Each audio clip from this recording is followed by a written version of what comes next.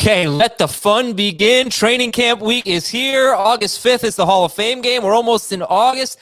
Aaron Rodgers is making it super awkward for the Packers, right? Oh, maybe that's not fair to say. It's getting super awkward for the Packers right now, and we are maybe in a little bit of panic mode with what to do with Davante Adams and Aaron Jones. We're going to talk about that. We're going to have some rankings disputes. We're going to talk about Gardner Minshew's bathroom habits, of course. And guys, Heath and Jamie are here. I'm Adam Azer. Welcome to the show. I had a dream about fantasy football last night, and one of you was in the dream. Would you like to know who it was? I hope it was Heath and Gardner Minshew's bathroom habits. I'm assuming because you said dream and not nightmare that it was Jamie. It wasn't. Jamie was in it. He was the commissioner. We were doing a draft in a parking lot, and everybody was in different cars. It was very strange. I got to 4 picks. I know I got Najee Harris in the second round. And, of course, the time expired on me in the 4th round. But Jamie let me have Allen Robinson anyway, even though someone, probably Jack, I don't know. No, it was Coca. It was Matthew Coca who produces Nothing Personal. He was really pissed that I got to get my player, even though my time had expired. It was a very me dream. You know, that I'm happened. surprised, given with the pandemic, that there wasn't a draft like that, like in a parking lot. Like people got together and just to be safe, you know, like, hey, we still want to do our draft in person, but we're going to do it from our cars. You shout out your picks. Like, that would have been fun. Just need Wi-Fi. But I'm obviously... Don't you do it in person? Oh, with like a big board? Yeah. Yeah, I guess so. This was done on Wi-Fi. We had a very tech-savvy crew in a parking lot that was near Tesla? Wi-Fi. Yeah, I guess so. All right, so we're going to do some rankings disputes on Matthew Stafford. Why wasn't Heath in the league? But Coco was. Heath may have been. Do you know how much this guy hates my guts? I'm go on vacation for a week. I come back and the first day he says, I would like to do rankings disputes on your rankings. And I'd like for you to just talk bad about players, please. Can we talk about 5 guys that Jamie really likes and you just have to poop all over? Oh, we'll throw in one that you like more than Jamie. You both have him ranked as a top 12 wide receiver. That'll be fun. Well, you should go back and listen to FFT and 5 where he tried to defend your side of Matthew Stafford. I had no idea what to say because I know on FFT and 5 we did Stafford and Javonte Williams. We had the debates and I played the role of Heath, and I even gave him a Heath side number 3. Yeah, and I didn't know what your Stafford. Why you have him 16th? I didn't know what it was. I know what your Javonte Williams argument was, but I look forward to hearing your Stafford argument. That'll be the first one we do. Also, Javonte Williams, Ezekiel Elliott, CeeDee Lamb, and Allen Robinson, and a ton of news to get to here. Your quote of the day is from Gardner Minshew. He was on the Green Light podcast, and he was talking about his QB competition with Trevor Lawrence, and he said, in preparation for the competition, I haven't taken a bleep in weeks. That's not an option for me. Number 2 is not an option. So he's holding it in. No pooping for Gardner Minshew. That's going to hurt. I don't know how that's going to help him. But if you had any concerns about Trevor Lawrence being the starting quarterback, I think this is a good – he'll probably beat a constipated Gardner Minshew. Well, there you go. Thank you, Gardner Minshew, for that. All right, let's start with this. The Jaguars would have traded him. Like, he's fun. Clearly, he's fun. He's a fun fantasy quarterback. I don't know if he's a very good NFL quarterback. But he certainly would have had, you know, he should have been given a chance to compete for a job. He's not going to get the job in Jacksonville, clearly. Yeah, he's a high-end backup. If he's not a starter, he's one of the better backups. So, yeah, give him a chance to start. He's a top 20 fantasy quarterback when he's healthy. Anyway, Matthew Stafford is 11th for Jamie and 16th for Heath.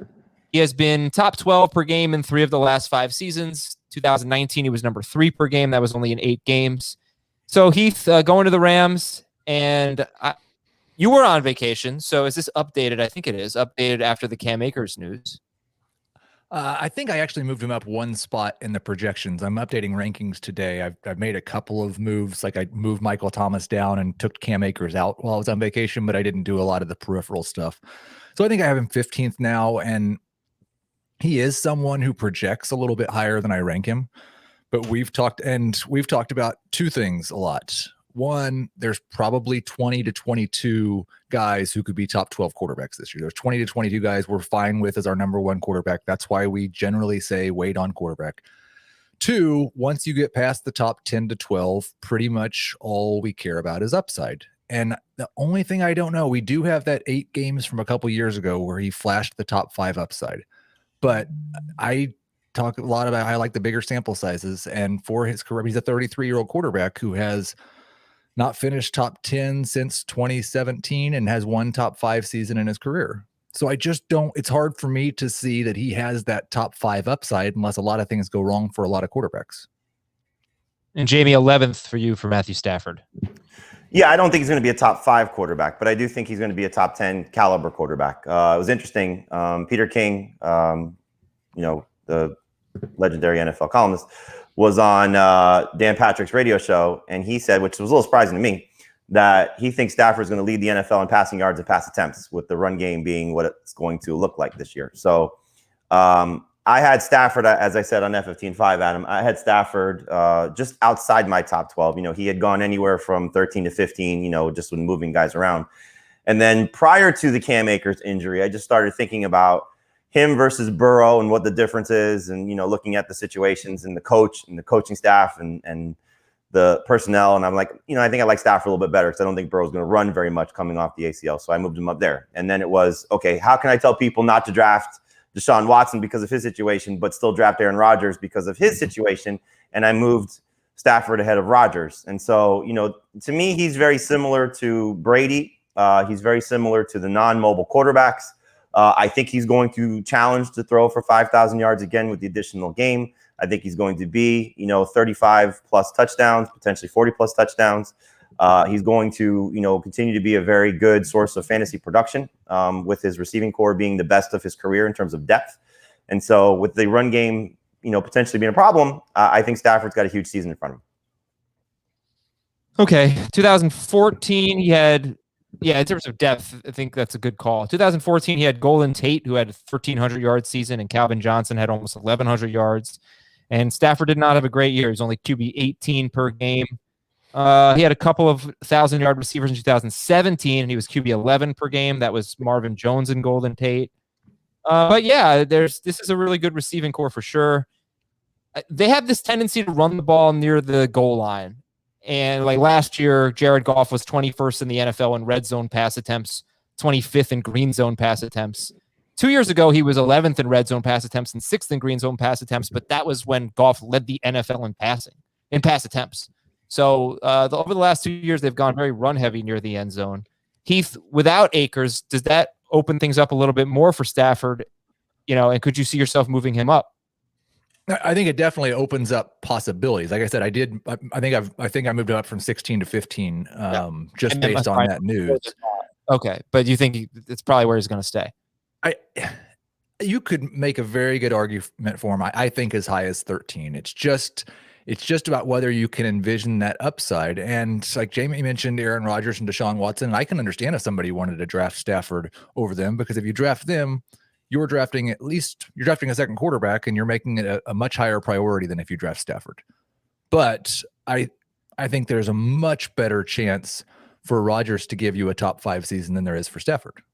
Oh, and I'll amend that. Obviously, if Rodgers is locked into play, Rodgers is ahead of Stafford for me. So it's just, where we are right now, knowing the uncertainty of those two guys. That's why I put Stafford ahead of him. I can't believe you moved ahead of Burrow. That really surprises me. Well, it's the Akers injury. If this run game could be terrible. I like Darrell Henderson, but this run game could be atrocious. So if he gets hurt, and you're talking about, Xavier Jones and the backups there, and whoever else they bring in as a veteran guy to help out, if they do that, it could be. And you already see Sean McVay, like how excited he is about Matthew Stafford, and the metrics and the numbers we're going to look at from what the Jared Goff led Rams were. I don't want to say you throw those out the window, because the coach's tendencies are the coach's tendencies, but he has a borderline Hall of Famer now on his team, as opposed to Jared Goff. Okay, that is our first rankings dispute. We've got more coming up for you later. It is the final week. I'm going to get really annoying about this, so just get used to it, Twitter. Please vote for us in the People's Choice Podcast Awards. Final week to vote for fantasy football today. Help us out. Go to podcastawards.com/app/sign up. The link is in the episode description. And toggle down to the sports category. So please help us out. podcastawards.com/app/sign up. Go to the sports category, nominate fantasy football today. We want to win it this year. So help us become a finalist. We're also going to be live tomorrow night, Tuesday night, 7 p.m. Eastern, with another mock draft. These are really, really helpful and really, really fun. Our Tuesday night mock drafts on our YouTube channel. That's at youtube.com/fantasy football today. You can watch all of our shows there, by the way. And this will be live at 8 p.m. Eastern. 7 p.m. Eastern, sorry. Tuesday night. It's a mock draft, and we're giving away a spot in our next mock so you can draft against our experts. Hit the subscribe button right now. Get notified when we're live. YouTube.com/fantasy football today. We'll see you 7 p.m. Eastern on Tuesday. Let's do the news and notes. Here we go. Houston acquired wide receiver Anthony Miller from the Bears. Heath, do you see any fantasy impact here? That's the Houston news you lead with? And then we'll get into all the quarterback stuff. Way to bury the lead. What am I missing here? Because Dave was talking about how he's upset that he's not on for the Deshaun Watson news. I understand he reported to camp. He reported to camp because he doesn't want to get fined $50,000 a day, and that's going to happen if he doesn't report. He's not any closer to playing, is he? Well, they also said that about this. The Texans are. He just said he wanted him as well. Yeah, this is the first we've heard the Texans are open to trading him. I thought that was the bigger news. Right. Okay. Yeah, I guess so. It just felt okay. Fine, I'll play that game. Hey, Heath, the Texans are open to just trading Deshaun Watson. But what about Anthony Miller? Yeah, what about Anthony Miller? Well, I mean, if you look at that situation, it's gonna be hard to find a better receiving core than Brandon Cooks and Anthony Miller. But maybe he can find a good. No, this made me, and I don't know that it matters too much, and I'm really uncomfortable with drafting Deshaun Watson at all at any point. But it made me feel like a slight glimmer of hope that maybe there's a chance that Deshaun Watson does play a decent amount this year. Yeah, and obviously it's a moral conundrum for fantasy managers. We're going to let you decide that. For everyone. We're not going to tell you what to do. Yes, for everyone. Absolutely. For franchises as well. We know that his court case is not going to be until after the season. So, and to be clear, at this point, he has no criminal charges or criminal investigation, right? Like it's a civil. That I'm not sure case. about. I know you're right, Heath, but I don't know if we should say that without knowing for sure. I thought that they did open a criminal investigation. I will look it up, but you can strike that if I'm wrong. Yeah, and that's. I think the thing to keep in mind, first off, the two teams that seem the most likely to be interested in trading for Deshaun Watson. There's the report. Our own Jonathan Jones was on CBS Sports HQ talking about this. Philadelphia. So, for those of you in dynasty leagues, you got to be a little concerned about Jalen Hurts. And then Miami, because they have also, expressed some interest from reports. And those are the two teams that have, I think, the assets that the Texans would be looking for, which, according to Chris Mortensen, are I don't know how to phrase it right. A compensation of 5 things in return: draft picks and players for 2021. So it could be 3 picks, as we've heard, 3 first-round picks and 2 players. So, for example, Philadelphia could, let's say, give you 3 first-round picks, give the Texans 3 first-round picks, Jalen Hurts and Zach Ertz, for example, if they wanted to make a trade like that happen.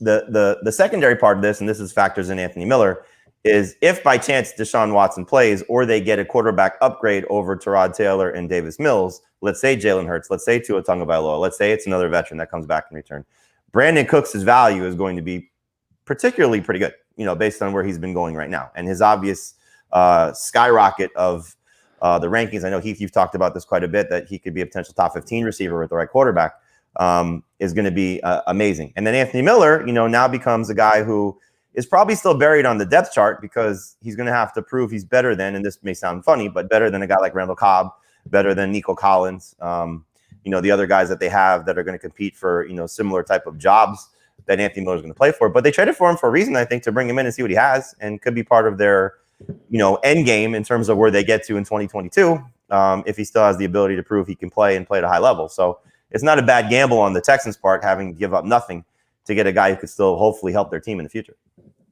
He is under criminal investigation. That was announced in April.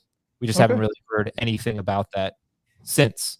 So we'll see how this unfolds. Michael Thomas, any clarification on his timeline? It could be maybe 4 to 8 weeks of the season. Is that fair? I believe they have a week 6 bye. Yes, they have a week 6 bye. and then they have 2 division games.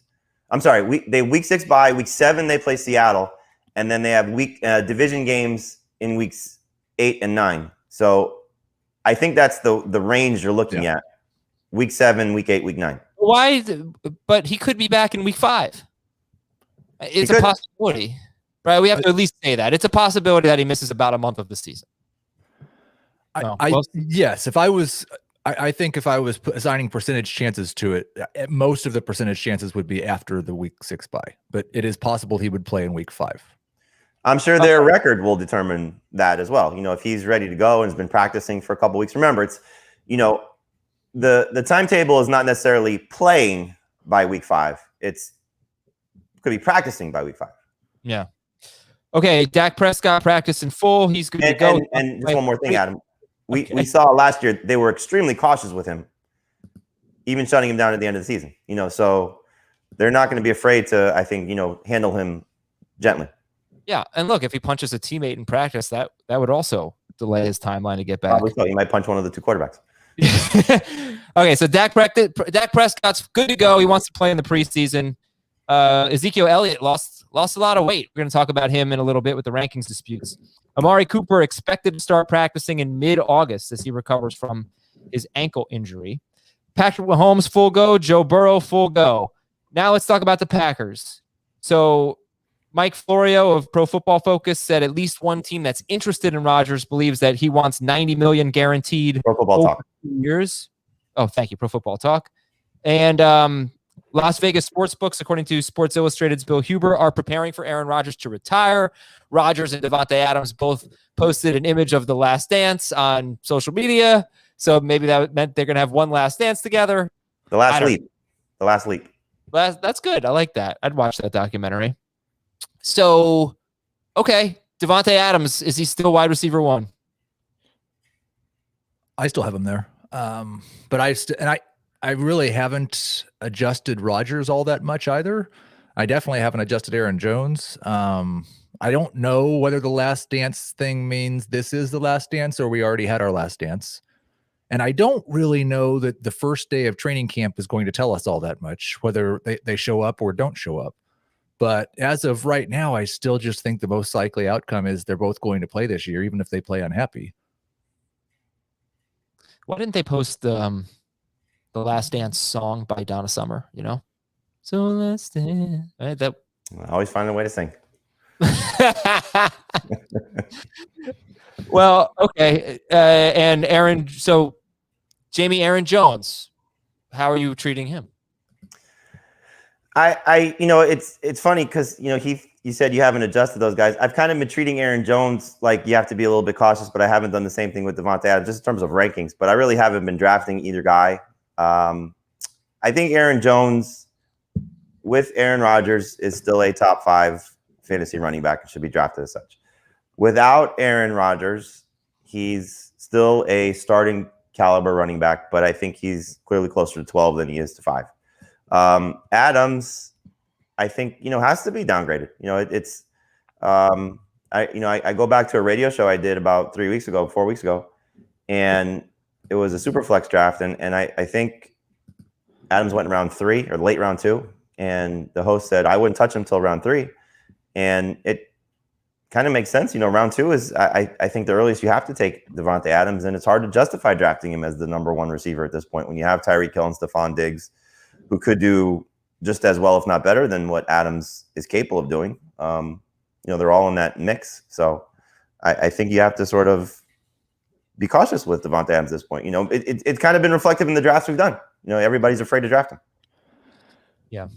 Let me give the numbers. I know these are going to come up a lot over the next however long it takes for this to get settled. But he played 8 games without Rodgers in 2017, Davante Adams.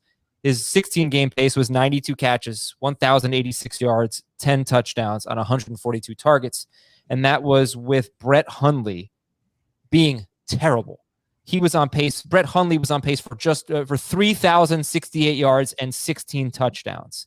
And so basically he threw 8 touchdowns and 5 of them went to Davante Adams. Randall Cobb and Jordy Nelson were still on the team. That was really great production, but it wasn't first-round production. it was probably, 2-3 turn production, something like that, depending on the year. Different team too. What's that? Different kind of team too. Different coach, different scenario. Yeah, right. I'm sure they were less run heavy. I don't know if they were for those 8 games because their quarterback play was so bad, but yeah, this is a run heavy team typically. Okay, so that's just the numbers for you to know on Davante Adams when he played last time without Aaron Rodgers. And there is a great chance, according to Eagles sideline reporter Howard Eskin, that Zach Ertz remains with the team to start. Boo. Yeah. If Ertz is on the team in week 1, would you draft Adam Troutman or Dallas Goedert?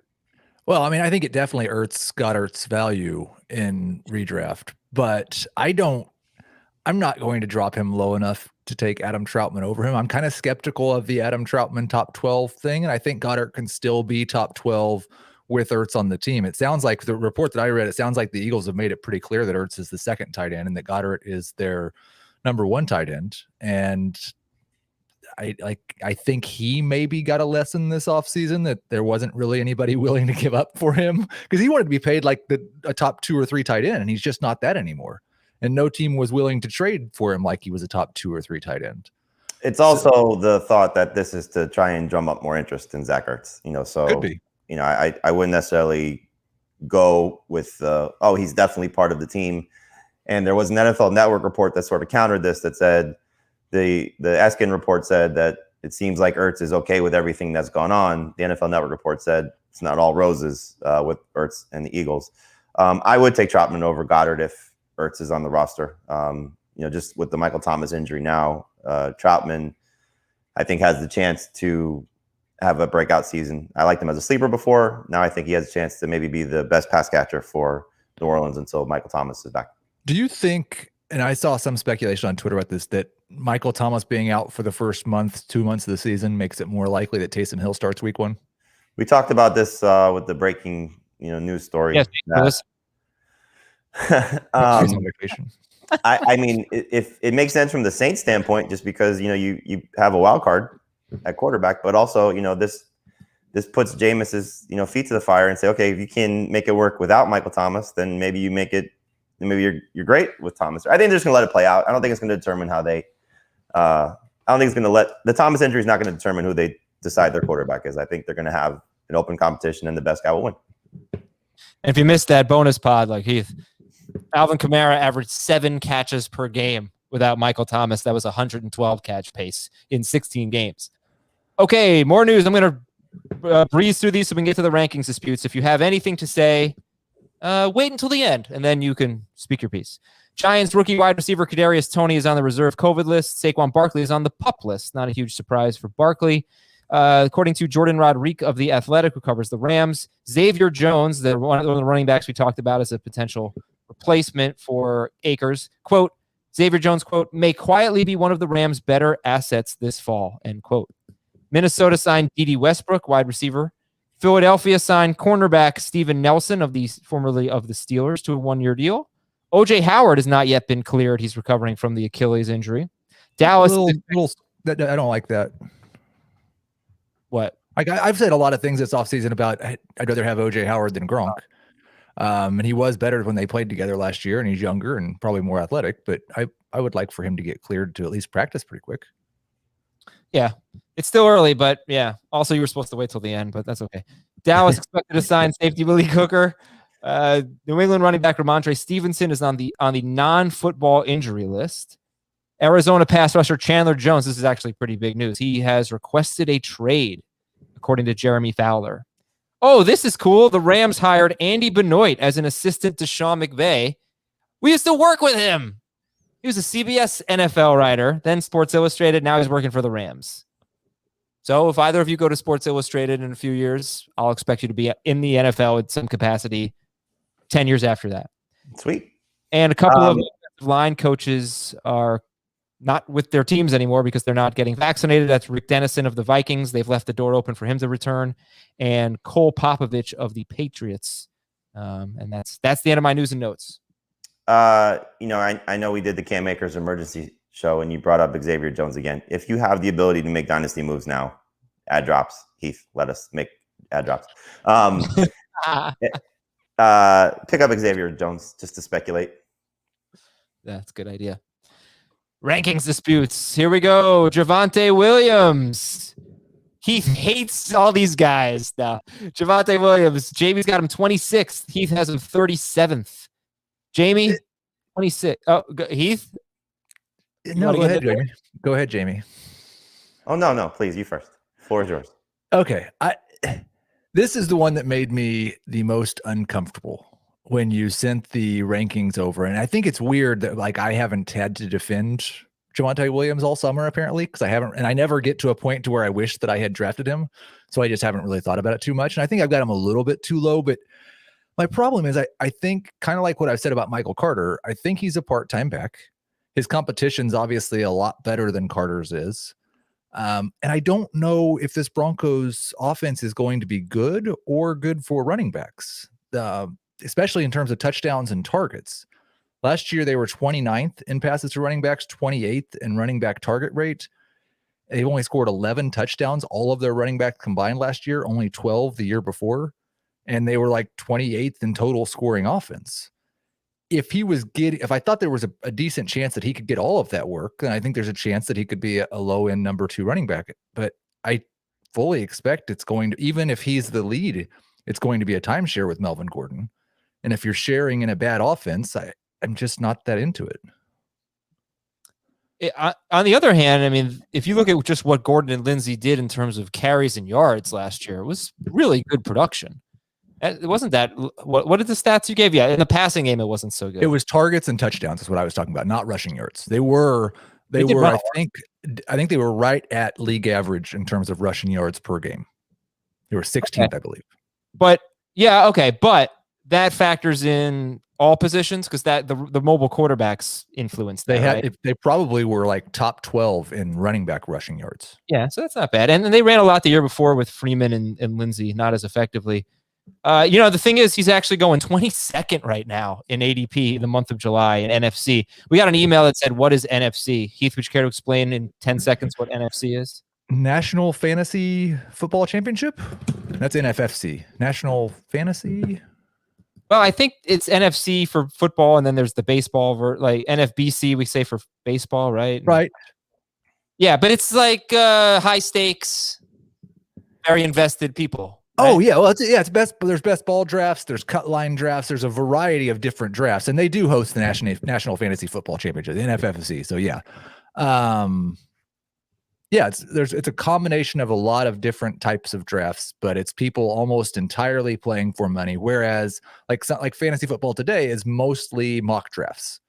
So it's a couple FF today. It's a couple of different types of data. Okay, yeah, so we think it's a little more reliable right now. Once we start getting into draft season, we'll start using CBS ADP, Fantasy Pros ADP, and stuff like that. But we're using NFC right now. Javonte Williams is going 5 picks after Travis Etienne, ahead of Myles Gaskin, ahead of Kareem Hunt, ahead of Mike Davis, ahead of James Robinson, Chase Edmonds. So running back 22. But Jamie, all the things that he said, I mean, it's pretty interesting. Melvin Gordon did have a very good year last year. He was even good in things like yards after contact and attempts per broken tackle, yards per carry. It was a very big stat he was very good at.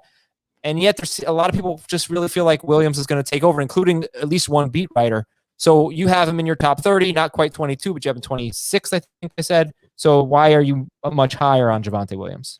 I think this comes down to how you play this game, and how you sort of evaluate situations and, upside, ceiling versus floor, those type of things.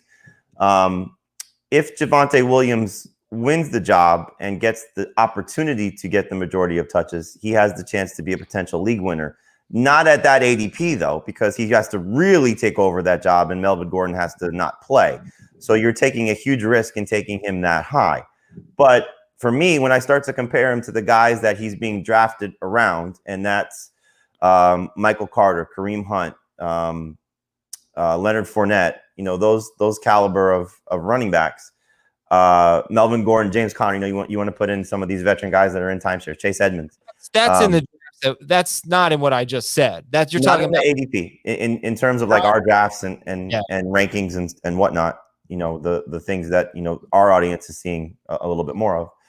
I just think that if he does get that opportunity, and the Broncos, I think sort of showed us that maybe they don't love Melvin Gordon as much. Maybe they were just looking for, not just a 2021 compliment, but a 2022 guy and beyond. Those are the questions we have to find out. But I think if he does hit, and those are the things you're hoping for, then he has the chance to be a league-winning type of fantasy player. Now, again, if you're taking him in the round 4 or 5 range, it's probably too soon. If you're getting him maybe 6, 7, 8, I think that's a little bit better. Again, we're splitting hairs here, but I think it comes down to, when you want to get him. Now, the flip side of that is if Melvin Gordon continues to get pushed down, then he should have a chance to be a good fantasy asset for you. But again, it's ceiling versus floor, and I think Javonte Williams has the higher ceiling based on what the Broncos have told us. All right, let me ask you guys this. Let's just say hypothetically Melvin Gordon, I don't want to say wins the lottery. That's what somebody said about Cam Akers.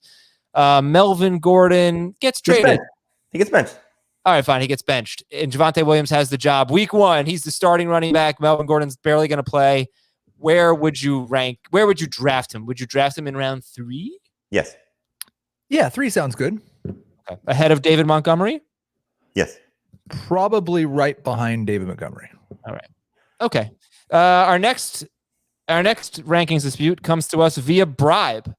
Somebody asked me to bribe me to put CeeDee Lamb on the show to talk about CeeDee Lamb, and it worked. And you know why it worked? Because Cassidy donated to St. Jude. And I said, okay, we will talk about CeeDee Lamb, and he wants to talk about Travis Etienne too. We'll save that for another day, but you can listen to our Travis Etienne profile with Jacob Gibbs on Fantasy Football Today in 5 that we recorded just a few days ago. But CeeDee Lamb, this is a great way to get your questions on the air. If you want to bribe us and donate to St. Jude, you'll get your topic. Make it like a broad topic on the air. CeeDee Lamb, 13th for Jamie, 20th for Heath. Technically, I'm averaging. 19th in PPR, 21st in non-PPR. Jamie, you get to go first. CeeDee Lamb, 13th. I can only judge him, in my opinion, based on what he did with Dak Prescott. And in the games with Dak Prescott with no offseason, where they didn't get a chance to, fully throw everything at him, which they're doing right now, he averaged over 16 PPR points per game in those 5 games. We all love Dak Prescott. We expect him to come back. You heard what Jerry Jones said, maybe the best shape of his career. As you alluded to, Adam, he's ready to go. Should be 100%. You have now Amari Cooper dealing with this ankle injury that is going to keep him out until after the first preseason game. Who knows if that lingers into the season, but they expect him to be fine. But I don't really factor that in. Cooper to me is the 1, and Lamb is the 1A. Wouldn't be surprised if those roles flipped. CeeDee Lamb has just a ton of upside, and I think what he showed us in those first 5 games is something that we can buy into getting over the course of the season. That was almost 1,400 yards. Well, it's just like you talk about with Dak was on pace for 6,500 yards. I went and looked at the target share for it on Dak's throws last year. Amari Cooper was at 23%. CeeDee Lamb was at 17%. Zeke and Dalton Schultz were at 14%. And Michael Gallup was at 11%. If that target, I project Lamb at like 19 or 20% now. So I think he's going to go up from that anyway, because he was a rookie. But this is kind of, for me, like a situation with Tampa Bay and I went and looked to see like which of the Cowboys am I higher on than Jamie. And because he's got Cooper higher than me and Lamb higher than me. And I think Gallup just a little bit higher than I do and Zeke higher than I do. I have Dak higher. One of us isn't making very much sense in that regard. Like, I don't think. But you have Dak, what, 3 or 4? 3 or 4, yeah. I think I have 4. Yeah, I have 5. What are we doing? Well, I think if Amari Cooper and CeeDee Lamb are going to be top 13 or 14 wide receivers, and Blake Jarwin's going to be a top 13 tight end, and Michael Gallup's still in that 40 range, then Dak's probably 1 or 2. But he doesn't rush as much as he rushes, but he doesn't rush as much as Kyler or Lamar. Well, the passing production he's going to have to sustain that. He doesn't rush as much as Allen, Kyler, Lamar. Last year on a per game basis, Cooper was around 20, and Lamb was around 30, and Gallup was around 50. But what were they in the first 5 games of the season? Well, like I said, if we're going to use the first 5 games of the season, then Dak needs to be QB1 because he was on pace for 6,500 yards. Okay, wait, I did some weird. Okay, ready for this math? Yeah, I love it. Okay, here we go. Acer stat. So first 5 games, Prescott played about 4.5 of those games, but first 5 games, Lamb was on pace for 93 catches, 1,386 yards, 6 touchdowns on 128 targets. That was with Prescott averaging 44.4 pass attempts per game. And I mean, it's a little skewed because I didn't include any production that Lamb had with Andy Dalton. But Prescott, 44.4 pass attempts per game. That was up from 37.3 pass attempts per game in 2000. This is so stupid. I'm not even going to continue. No, you need to give us 80% of CeeDee Lamb's production. 84%. Yes, please. 84% of CeeDee Lamb's production would have been a pace of 78 catches, 1,164 yards, 5 touchdowns on 108 targets. Wow, that is as Azer statty as I've ever gotten. And I have him projected to be much better than that. Good, but you have him 20th. Right, exactly. And what do you have him projected for? 83, 1093, and 6. That's not better than that. You said what? 78, 1,164 yards, and 5 touchdowns in 16 games. Yeah. Okay. So you actually have him worse. So slightly worse. Not really, because that's like 100 something yards worse when you factor in the extra game. 10 catches better and 1 more touchdown. You're not getting 1 more touchdown out of adding an additional. You have him 5 catches better and 1 extra game. So you hate CeeDee Lamb. You know what? I have a question. Is anybody worried about his touchdowns? Prescott's never been a huge piece of the pie. Yeah. Like, they're going to throw a fifth of their passes to somebody we don't have any interest in, because most teams do, and the Cowboys have basically every year that Dak's there. They're going to throw a third of their passes to their running backs and tight ends. They're going to throw 20 to 25% to Cooper. Like, Gallup has to disappear, I think, or Cooper could be hurt. Yeah. All right. I mean, does he feel to you like a high catch guy that hopefully gets the touchdown? That's what I think. He's safer in PPR, Lamb. Right. He should be. I mean, if you're concerned about the touchdowns, and so if you're just going based on what his pace was and what Heath hasn't projected for,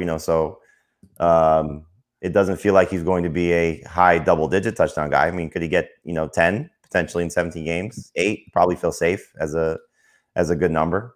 But should Cooper miss time and there's already an injury, you got to bake into it a little bit. That the ceiling could be awesome. Oh, and I agree with that 100%. You still have Cooper ahead of Lamb, Jamie? 1 spot. Yep. 1 12 spot. and 13. And you do too, I assume. I think I have him 18 and 19 or 17 and 19. Yeah. All right, we're going to take a break. When we come back, we'll talk about Ezekiel Elliott, not so much in the running back rankings, but overall in the top 200. And the same with Allen Robinson. Heath, a lot higher on Robinson in the top 200 in PPR, and 11 spots higher than Jamie is on Allen Robinson. So we'll get to that when we come back on Fantasy Football Today. Another Cowboy, a lot of Cowboys talk today. Ezekiel Elliott, the slimmed down version. He is the number 5 overall player for Jamie right now in the PPR top 200 and number 11 for Heath. Very similar in running back rankings, though. Heath has Austin Eckler ahead of Elliott, but they're within 1 spot in the running back rankings, I believe, 5 and 6 for Jamie and Heath. But a lot of wide receivers, Heath, that you're taking ahead of Ezekiel Elliott, whereas Jamie's comfortable taking him as the number 5 overall player. And I think that's Kelsey as well in that mix, Heath, that you're taking over Zeke. Yeah, and he's 10 now because I moved DeAndre Hopkins back to the 2nd round. But I do, like, I'm probably going to take the top couple of wide receivers earlier than Dave and Jamie generally do, and that's just the way it's generally been for the past several years. So I don't think that's much of a surprise. I've got Kelsey around 6. Like, the 2 guys I think are Aaron Jones and Austin Eckler, where we disagree in the running back rankings. And that's mostly because I still have Aaron Jones projected as if he's going to be Aaron Rodgers. Aaron Rodgers is going to be there. And I have Eckler and Zeke basically tied in terms of total fantasy points. Eckler was about 1.5 points better last year. They were basically tied 2 years ago on a per game basis. I guess my question, Jamie, for you is, after the season he had last year, which was very, very productive with Dak, I should say, are you comfortable with him? People talking about him losing it. He lost weight because he obviously felt like he needed to make a change. Are you really comfortable with him as the 5th overall pick in your draft? 100%. I guess I'm the Cowboys guy. I think their offense is going to be amazing. I think, like you said, he was awesome with Dak last year. He was awesome with the offensive line back. When the offensive line was healthy, excuse me. You want to talk about someone in great shape? Go look at Tyron Smith, by the way. Oh my God. I think he weighed in at 308 pounds, but he's like chiseled. It just looks like a scary human being. So if that offensive line is back to being what it typically is, the quarterback play back to being what it is, I think you have some legitimate concerns about Pollard taking on more work, because I'm sure they want to make sure that they're healthy by the end of the season, and he deserves more work after what he showed you in spurts last year. But the track record of Zeke, Heath talks about sample sizes. This guy has as good a sample size as anybody at that position. When he's on the field, he gets the touches. He's, become a very good pass catching running back, and he produces at the goal line. So Zeke could easily finish as the number 1 fantasy running back if he's healthy and plays to the level that he's capable of. I think he's in the conversation for the top 5, which is why he's 5th for me. If Aaron Rodgers shows up, and I think this is like 40% possible, but let's say Aaron Rodgers shows up tomorrow and just acts like, what are you guys talking about? Like, what are you guys talking about? Of course I'm playing. Is Aaron Jones ahead of Zeke for you? He'd be right behind. Right behind him. Okay. Yep. And both ahead. I do think, in terms of Aaron Jones, the concerns running the ball with A.J. Dillon have to be factored in. He should be more involved in the passing game because no Jamal Williams in terms of Aaron Jones. But I do think A.J. Dillon takes on a little bit more of the rushing workload, and who knows how many touchdowns he steals, because those quads are scary. So you guys are both going to have Zeke ahead of Jonathan Taylor and Saquon Barkley. Definitely Barkley, with the news of, not being ready and potentially, taking his time until October. Taylor, I struggle with, but I think Zeke's ceiling is higher. Yeah, I'm more worried about Taylor having to share more than I am Zeke, I think. So, and I would strongly prefer Zeke over Barkley. Just the 5 games Zeke played with Dak Prescott. If you just look at those games, it's 5 straight seasons as a per game top 6 running back in PPR, a per game top 8 running back in non-PPR. And in non-PPR, that would have been top 6 4 of the 5 years. So he has delivered every single year, but he has also apparently lost a little bit of that big play ability. Hopefully it comes back as he's slimmed down. Allen Robinson. All right. Allen Robinson is 12th for Jamie, or 11th in PPR. He's 11th for Jamie and 8th for Heath. In non-PPR, he's moved him up 1. He's 10 now. Okay. In non-PPR, he's what, 11th, 12th? I think maybe 11. Okay, 11th and 13th for Heath. But in the top 200, he's 30th for Jamie. No, 26 now. Damn it. He's 26th for Jamie and 19th for Heath. Well, what changed, Jamie? You moved him ahead of 4 players in the top. I moved him ahead of Keenan Allen was 1. Michael Thomas falling out was easy, obviously. I forget who else. Maybe the Cowboys guys in non-PPR. Looks like you moved him ahead of Darren Waller and George Kittle. Oh, in top 200, yes. Yeah. Yes, I think he's in the – I'm a little concerned about drafting the 2 tight ends like in the 2nd round. I'd rather have them early 3rd. All right, then let me crap on Allen Robinson a little bit. Do not. The only thing this guy has done well, this is such an exaggeration, but here, I'm going to go for it anyway. The only thing this guy has done well is get a lot of targets. He has been 2 years in a row. He's been third. All, but really important, by the way. Way to be open. Very important. Very important. 2 years in a row, he has been 3rd in the NFL, at least among wide receivers, I think at every position, in targets. Has he finished as a number 3 wide receiver? No. He's been basically about 10th to 12th per game in full PPR. In non-PPR, he has been, over the last 2 seasons, he has been per game 18th and 17th in non-PPR, 9th and 13th in full PPR, 12th and 15th in half PPR. So he plays 16 games. He has 4 seasons with 151 to 154 targets. Only one of those seasons, that was back in 2015, when he had 14 touchdowns and 1,400 yards, I think, did he have like a huge season. So he has basically been kind of like a Stafford, an accumulator, a guy who stays healthy. Oh my God. It is true. If you look at Blake Bortles, Mitchell Trubisky, hold on. Foles, Chase Daniel, Chad Henne, Tyler Bray. Those are the 6 quarterbacks that he has. He has never played with a quarterback who has a yards per attempt as high as Andy Dalton's. He has never played with a quarterback who has a career touchdown rate as high as Andy Dalton. Was that true in 2015? of What? Bortles?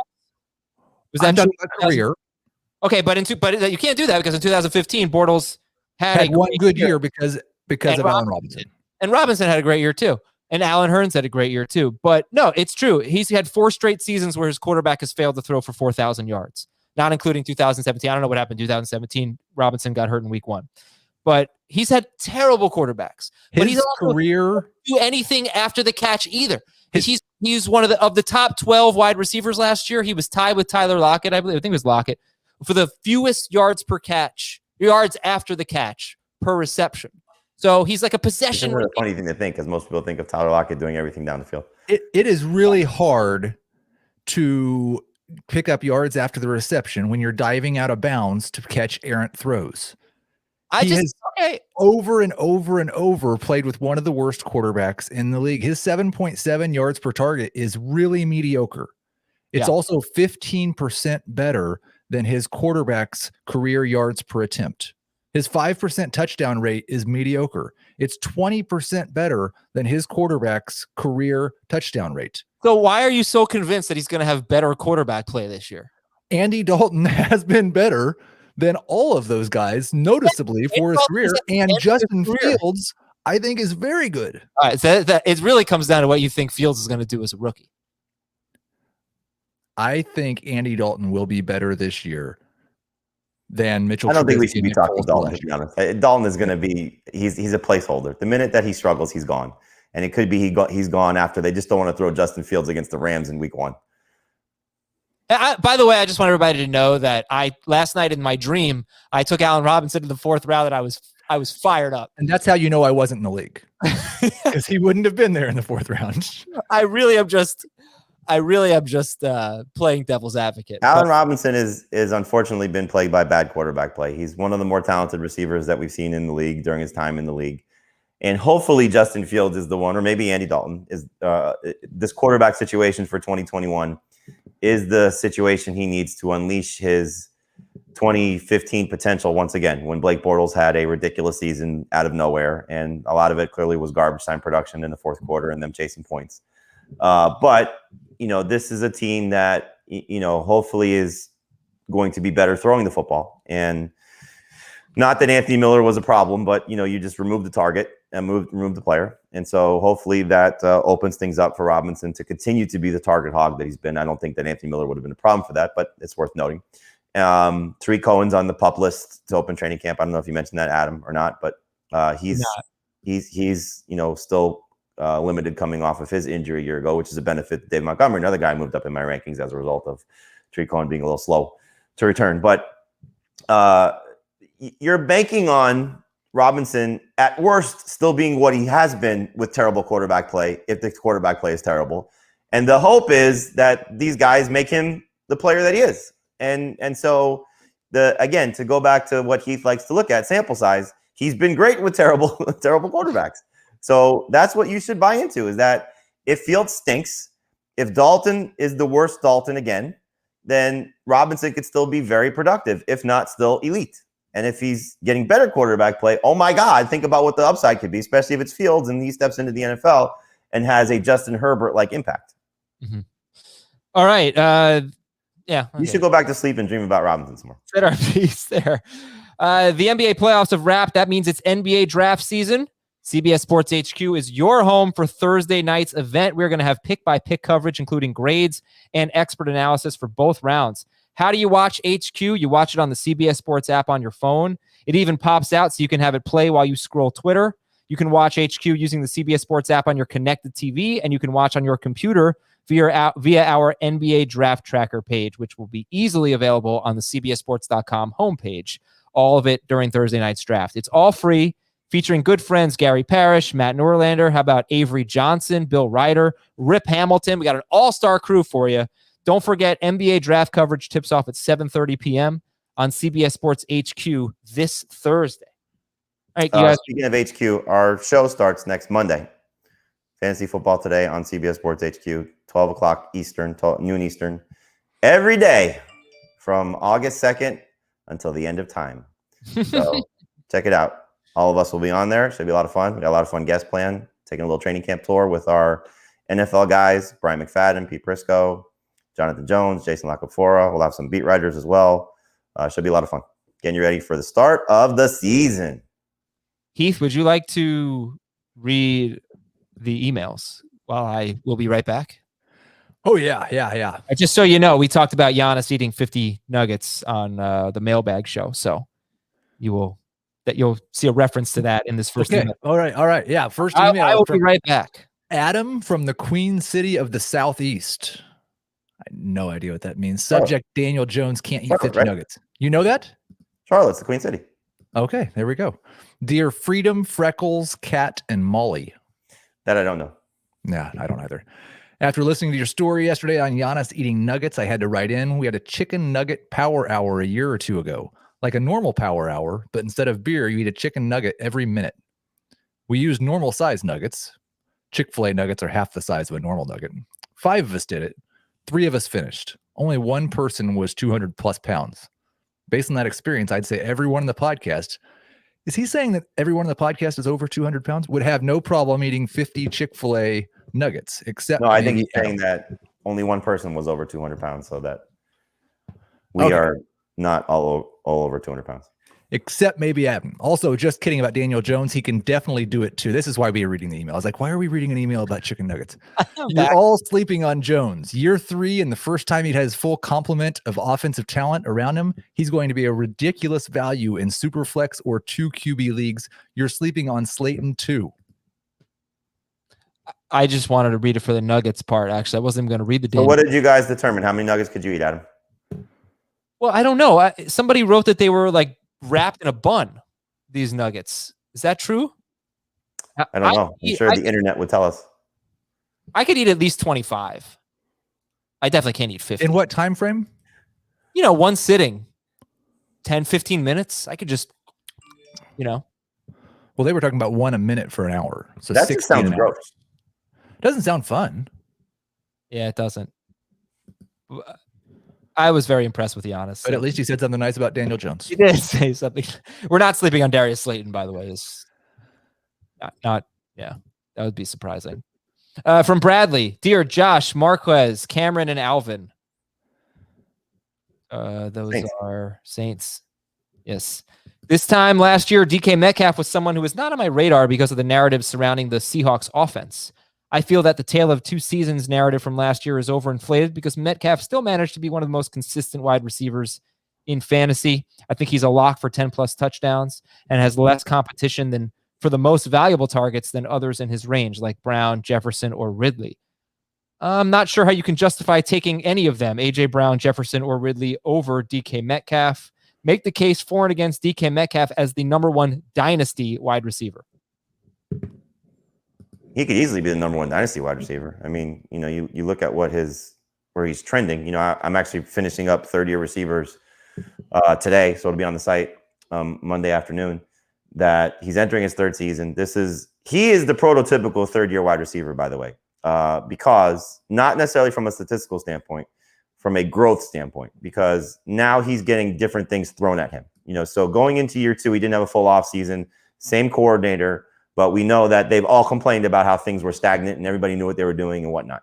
Now, hopefully, Shane Waldron's going to come in and open up the route tree. And so if that happens for him and he becomes a more complete wide receiver and is able to do some different things and use his physicality and his speed and all the things that he brings to the table, along with the plays that he makes down the field, he can be an absolute monster. So when you compare him to AJ Brown and to Calvin Ridley and those guys, I don't know how you ranked Heath for dynasty. I can certainly see those guys being drafted out of him, and I get it.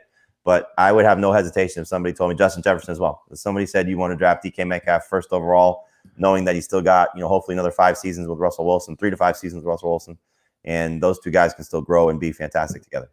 Yeah, I have Jefferson and Brown ahead of Metcalf and Ridley right behind him, but they're all in the same tier. So I think any of them could be the number 1 wide receiver in dynasty, and you could make an easy argument for it. Well, here's a good number 1 receiver in redraft too. I mean, you're not going to draft him that way, but he could finish like that. Yeah, and this goes into our next question from Richard Hong from California. He says, when speaking about AJ Brown, Chris Towers said, quote, he might just be the next best wide receiver in football for the next 5 years. I play in a dynasty league, and this got me thinking, who do you guys think is, quote, the next best wide receiver in football for the next 5 years? I mean, I would have to agree with Chris because I have Brown second, but I think Metcalf, Ridley are certainly, like, if you're looking for a guy that wouldn't cost quite as much, I think the two are Lamb and Chase. It's a great call. Yeah. But Jefferson. My bold prediction is that Jefferson is the best wide receiver. We'll be calling him the best wide receiver in football by the end of the year. I just love Justin Jefferson. But my God, we have some good young receivers. And it could be Jamar Chase, right? Yeah, could be Devontae Smith. Could be Barry from the Deshaun Watson goes to Philly. How much is more excited you going to be about Devontae Smith? This is from Barry. He says, subject Azer stat of the week. If we were to remove every game in which Daniel Jones had a turnover last season, he would have averaged 14 fantasy points per game. Are we sleeping on a top 30 quarterback in 2021? That's funny. And then we have the which of like the guys in that, I don't know if it's a tier, you want to say tier, but like which of the group of quarterbacks, like Daniel Jones, Tua, Wentz, who else falls in this category? Like, just guys that were bad or didn't show you anything. Like, who's going to be the one that steps forward? Maybe it's those three. Like Tua to me is so interesting. I don't think anyone is excited about him, and I don't think anyone knows what the Dolphins' offensive identity is. That's why I really struggle. I don't know what kind of team they are. So I was listening, we're based in South Florida, so I hear a lot of the, local guys bringing on national guys and what they say and all those things. And I forget who it was, so I apologize. But on one of the local stations, they were saying like they're clearly telling you what they want their identity to be, which makes sense, is they want to be a vertical passing team. And so, you bring in Will Fuller, you bring in Jalen Waddle, and they are going to be a team that throws to set up the run. If that's the case, Tua could be a star, but he's got to prove it. That's the biggest thing. Keith, what were you going to say? Who's the quarterback in that range that you think could jump out? I mean, Daniel Jones is the one I have projected for the most points. I think Tua is the one most likely to make a leap. You could make the argument that he didn't really have a number one wide receiver, and now he's got two of them. But I think, like, in terms of the guy who's being slept on the most as a possibility, it's probably Locke. Just because we've seen a lot less bad play from him than we've seen a lot of guys that people are excited about. Right, but the thing is obviously Teddy. Right. And what happens there. I also saw a stat about Tua actually being very good throwing the ball downfield. And Daniel Jones actually graded very well as a deep ball passer too, which surprised me. Both those two guys, like Wentz is different because he doesn't have the receiving core, at least on paper. But those two guys, when you look at it, the three of them, I mean, Locke as well. Locke has one of the best receiving cores on paper. The Dolphins, as you alluded to, Heath, the two guys they bring in, along with Parker and Gesicki. And then Daniel Jones, I mean, they've all been given significant assets, whether coming back from injury like Sutton for the Broncos or, what the other two teams have brought in. I hope they all step forward. It'd be great for fantasy. Yeah, it'd be awesome, especially in 2 QB leagues. It would be so much fun. And also, Barry has the all alliteration team, which is something we did on a podcast last week. It is Kyler, Christian, Kamara, Clyde, Keenan, Cooper, Kupp. Those are two different people, Amari and Cooper Kupp. Kelsey, Cortland, Claypool, Kansas City, and Koo. All right, I like it. The all alliteration team. That is a squad I would go to battle with. Kyler Murray, McCaffrey. You can do auction, right? Salary cap. Yeah, you could do a salary. That'd be difficult to pull off. I don't know how you would get McCaffrey, Kamara, and Kelsey. No, you could never pull this off. You would need 3 times as much money as everyone else. Keeper Dynasty League, you could pull it off. Yeah. All right, everybody. Thanks so much for listening to our rankings disputes. We'll talk about some training camp battles on tomorrow's show. For Heath and Jamie, I am Adam. We'll talk to you tomorrow on Fantasy Football Today. And by the way, remember, Tuesday night, 7